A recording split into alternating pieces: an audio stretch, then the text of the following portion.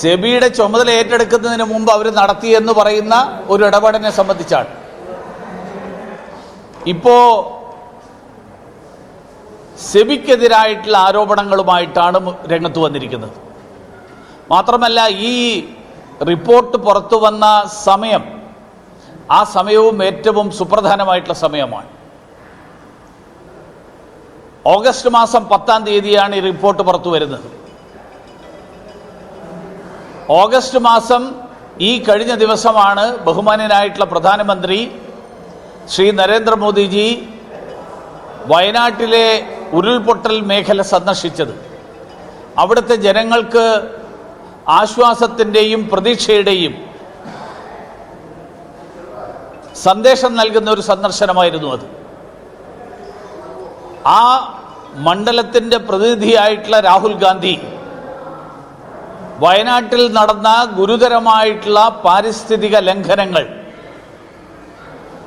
5 വർഷക്കാലം പാർലമെന്റിൽ ഉന്നയിക്കാതിരുന്ന രാഹുൽ ഗാന്ധി ആ വീഴ്ച മറച്ചുവെക്കാൻ വേണ്ടി ഹിൻഡൻബർഗ് റിപ്പോർട്ടിനെ ആയുധമാക്കിക്കൊണ്ട് സ്വന്തം വീഴ്ച മറച്ചുവെക്കാൻ വേണ്ടിയിട്ടുള്ള ശ്രമമാണ് നടത്തിയത്.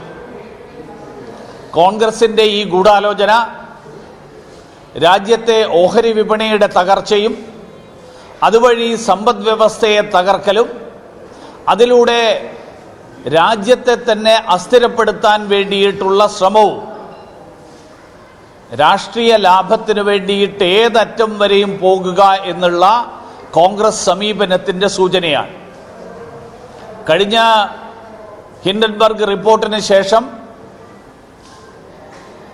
അദാനിയുടെ ഓഹരികളിൽ ഉണ്ടായിട്ടുള്ള വലിയ നഷ്ടം പിന്നീട് അതൊക്കെ മറികടന്നുവെങ്കിലും വീണ്ടും ഒരിക്കൽ കൂടി സമാനമായിട്ടുള്ളൊരു ശ്രമം, ആ ശ്രമം നടത്താനാണ് ഇപ്പോൾ കോൺഗ്രസ് ശ്രമിച്ചിട്ടുള്ളത്.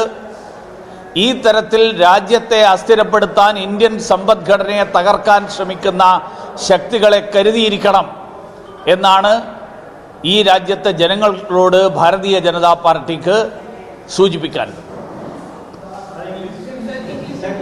इंग्लिश बहुत सारे लोग दे दिया है, मुझे देने की जरूरत आई डोंट नीड टू.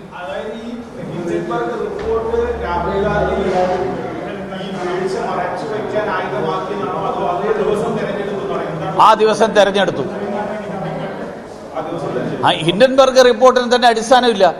കാരണം ഹിൻഡൻബർഗിൻ്റെ റിപ്പോർട്ടിൽ സെബി മേധാവിക്കെതിരായിട്ട് ഉന്നയിച്ചിട്ടുള്ള ആരോപണങ്ങൾ സെബിയുടെ ചുമതല ഏറ്റെടുക്കുന്നതിന് മുമ്പ് അവർ നടത്തിയെന്ന് പറയുന്ന ഒരു ഇടപാടിനെ സംബന്ധിച്ചാണ്. സെബി എടുക്കേണ്ട നടപടികളെല്ലാം എടുത്തിട്ടുണ്ട് എന്ന് വളരെ കൃത്യമായിട്ട് സുപ്രീം കോടതി തന്നെ ചൂണ്ടിക്കാണിച്ചിട്ടുണ്ട്.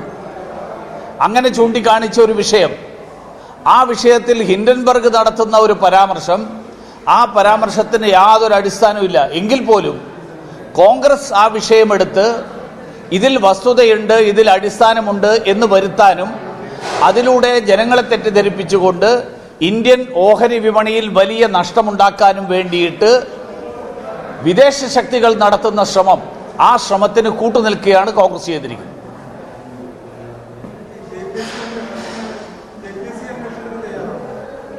എന്ത് അന്വേഷിക്കേണ്ടതില്ല, ഒന്നും അന്വേഷിക്കാനില്ല. സുപ്രീം കോടതി വരെ പോയിട്ട് പരാജയപ്പെട്ട ഒരു വിഷയത്തിൽ എന്ത് JPC? പാർലമെന്റിൽ തന്നെ അതിനൊരു ഒരു പ്രസക്തി ഇല്ലാത്ത കാര്യമല്ലേ. ഓക്കെ.